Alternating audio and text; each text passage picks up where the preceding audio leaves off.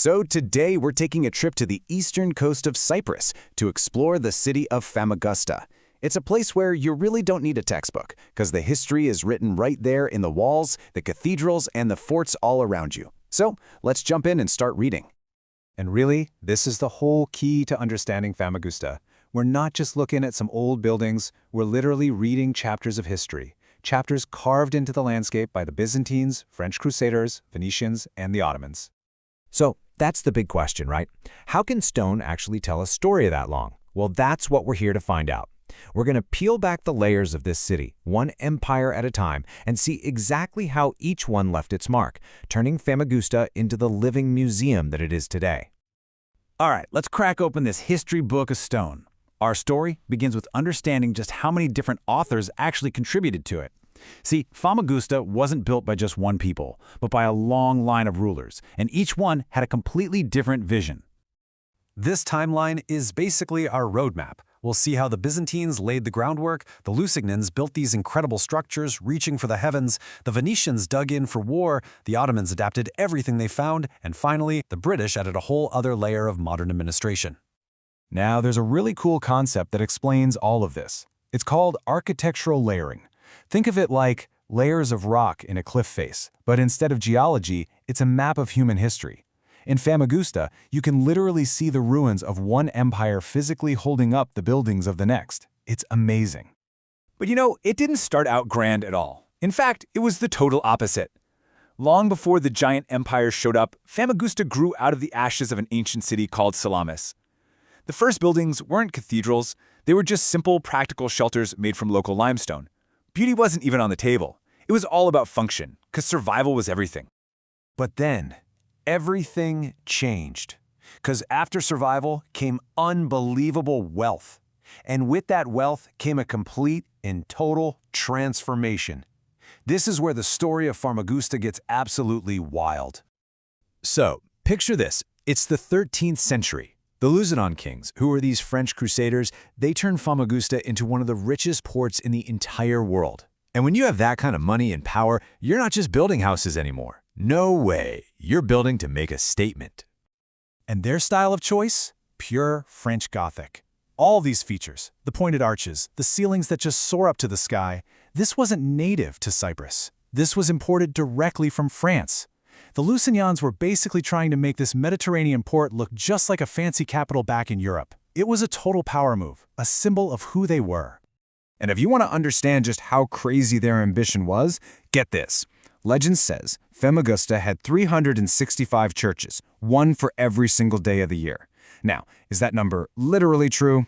Probably not, but it tells you everything you need to know about the vibe of the city back then. Just immense wealth being poured into faith, creating a skyline packed with spires. And the absolute masterpiece, the crown jewel of this whole era, was St. Nicholas Cathedral. You can see from its design, it was modeled directly on the famous Reims Cathedral in France. This wasn't just a church. This was them planting a flag and saying, "Hey world, we're not just some port. We are a center of global commerce and faith." Well, you know how it goes. Golden ages don't last forever. A new power, the Venetian Republic, took over, and they had a very, very different priority. Suddenly, building beautiful churches for God wasn't the goal. The new goal? Building fortresses for war. This right here just perfectly sums up the massive shift in thinking. I mean, the arrival of gunpowder and cannons changed absolutely everything. The delicate, soaring Gothic style was beautiful for sure, but totally useless against an artillery barrage. The Venetians needed walls that could take a hit. All that beauty and light, it gave way to brutal, brilliant function. And let me tell you, these Venetians were absolute masters of military engineering. They wrapped the whole medieval city in these massive, state-of-the-art fortifications. The walls were angled so cannonballs would just bounce off, and they built these incredible arrowhead-shaped forts that let defenders shoot at attackers from all different angles. Famagusta became one of the most heavily fortified cities in the world. So those incredible walls, they held for a long time. But eventually, in 1571, the city fell to the Ottoman Empire, and this brought another huge change, not one of destruction, but of adaptation. The entire skyline was about to get another major facelift. So what did the Ottomans do? Did they tear it all down? Nope. Instead, they repurposed the magnificent churches. It was a really practical process, but it was also a huge statement about who was in charge now. First, the Christian symbols were taken out. Then, the interiors were simplified for Islamic prayer. And finally, and most visibly, the bell towers were turned into minarets. So, let's check back in with our star landmark building. St. Nicholas Cathedral became the Lala Mustafa Pasha Mosque. The Gothic bones were still there, but its entire soul had changed. The bell tower that once called Christians to Mass now called Muslims to prayer. The Ottomans also changed how the city felt to live in on a daily basis. They introduced this more intimate, human-scaled style of architecture.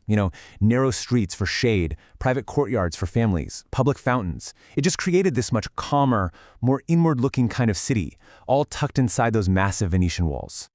All right, so the last major historical layer comes from the British Empire in the late 19th century. Their contribution was mostly practical, and they were pretty respectful of the old city. They built their new functional stuff, administrative offices, railway stations, warehouses, outside the historic walls, adding yet another distinct architectural chapter to the story. So after all these layers, all these empires, we finally arrive in the modern era. And what we find is a city whose complex history has led to a present that's unique, but also kind of tragic. Yeah, the modern story here is just full of these jarring contrasts. Inside the walls, you have this incredible mix of history. But just outside in the Varosha district, you have modern hotels from the 1970s that are just empty, silent. It's like a whole chapter of the city's history was just frozen, mid-sentence.